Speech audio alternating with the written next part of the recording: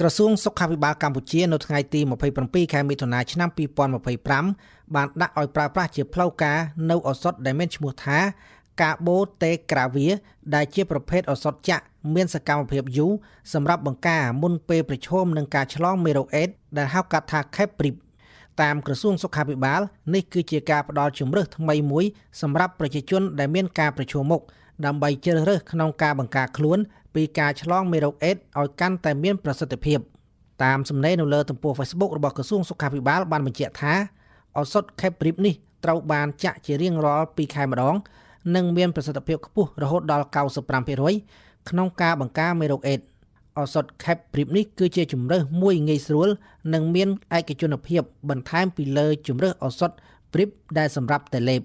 ក្រសួងសុខាភិបាលបានបញ្ជាក់បន្ថែមថាការដាក់ឲ្យប្រើប្រាស់ឱសថ KEPRIP នេះគឺជាការផ្ដល់ជម្រើសថ្មីមួយសម្រាប់ក្រុមប្រជាជនដែលប្រឈមមុខដើម្បីជ្រើសរើសក្នុងការបង្ការខ្លួនពីការឆ្លងមេរោគអេដស៍ឲ្យកាន់តែមានប្រសិទ្ធភាពតាមក្រសួងសុខាភិបាលប្រទេសកម្ពុជាជាប្រទេសដំបូងគេនៅក្នុងតំបន់ដែលបានដាក់ឲ្យប្រើប្រាស់ KEPRIP នេះជាវិធីសាស្ត្រមួយនៃយុទ្ធសាស្ត្របង្ការមេរោគអេដស៍ដែលមានលក្ខណៈរួមបញ្ចូលគ្នានិងផ្ដល់ជម្រើសក្នុងការបង្ការយោងតាមរបាយការណ៍របស់អាជ្ញាធរជាតិប្រយុទ្ធប្រឆាំងនឹងជំងឺអេដស៍ដែលបានចេញផ្សាយកាលពីថ្ងៃទី1ខែធ្នូឆ្នាំ2024បានបង្ហាញថានៅឆ្នាំ2023កម្ពុជាមានអ្នកឆ្លងមេរោគអេដស៍ថ្មីចំនួន 1200 នាក់